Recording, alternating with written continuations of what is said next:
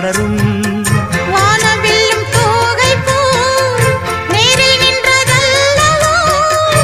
அமுதத்தின் வாசல் போல் சின்ன இதழல்லவோ